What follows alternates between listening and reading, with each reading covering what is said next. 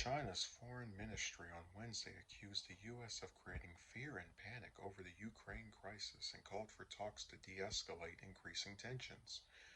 Foreign Ministry spokesperson Hua Chunying said the country is opposed to the new sanctions imposed on Russia and said the U.S. was worsening tensions by providing weapons to Ukraine, according to the Associated Press. However, she did not mention Russia's amassment of over 190,000 troops on the Ukrainian border or efforts by the West to engage with Russia diplomatically.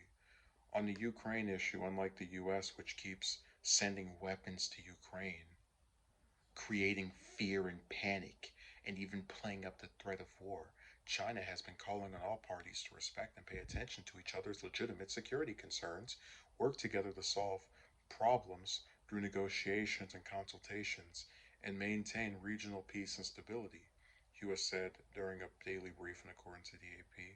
She added, sometimes this thing is on my nerves. She added that those accusing China of contradicting its stance on respecting national sovereignty and territorial integrity were either driven by ulterior motives or deliberately distorting or misinterpreting China. We'll get back to deliberately distorting in a moment.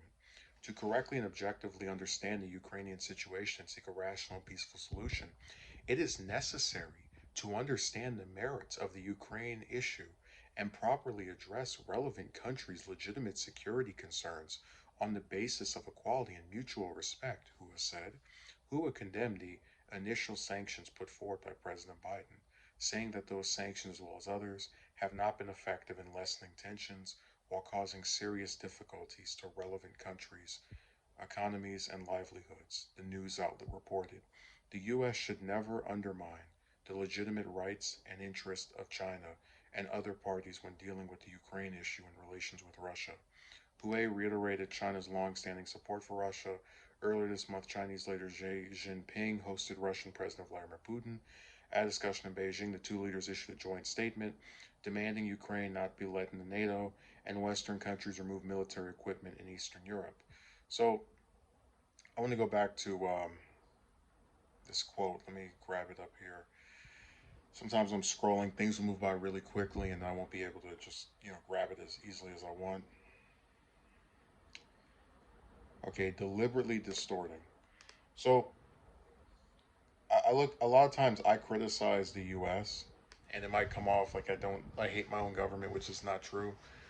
There are some good things to it as well, but this is one of the instances where I'm going to have to defend it. When you have in this comment by her, she says, um, unlike the U.S., which keeps sending weapons to Ukraine, creating fear and panic, and even playing up the threat of war. I'm sorry, but the threat of war came from Russia deploying troops to the border of Ukraine. Fear and panic came from them having their leader last year in an op ed say that he believed the Russian and Ukraine people were one people, that they were all the same thing. Um, and if you want to get mad at the U.S. sending weapons to Ukraine for the purpose of them defending themselves, you'd also have to get mad at the U.S. giving Saudi Arabia weapons for the genocide in Yemen. There's a lot of instances of the U.S. funneling weapons to different regions and countries for combat purposes.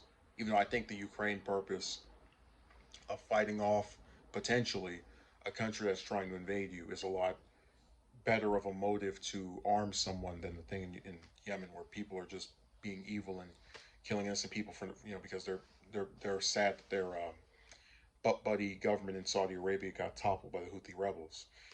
But I digress. It's just so ironic to have the U.S. I've read multiple stories where you've had Biden say he's open to diplomatic talks, Harris. You know, the one thing I'll give the U.S. credit for is they have been fairly consistent. They've done their own little warmongering too. Oh, we're going to put sanctions like you've never seen before and SWIFT and all this other stuff. But you've had a consistent throw line of, I don't even like calling them this, leaders, right? Elected leaders saying that they want to negotiate and speak to Russia instead of having a conflict with them. And I think this statement by China really just it's one of those things where people deliberately it goes it's what she said about what we were supposedly doing to China, deliberately distorting or misinterpreting. It's like you can't pretend that when you talk about the fear we created, that Russia didn't create the same the didn't originate that fear by sending all of those troops around the border of this country that wasn't bothering it. And you are deliberately distorting the US or misrepresenting it when you pretend we don't have multiple people in charge of this country um, calling for peace talks with Russia. It does me no great happiness to defend the US when it's in a conflict like this, but I'll admit when someone is being unfair, and that's exactly what's happening here. But it makes a lot of sense because unfortunately, a lot of elected officials in these different governments, depending on what country they're from, they do have a bias toward another region to such an extent that they can be needlessly unfair. So, like the U.S. is the same way with Israel. That's why we're as antagonistic as we are to Iran. Um, that's why we're as antagonistic as we are to Yemen, thanks to our collaboration with Saudi Arabia.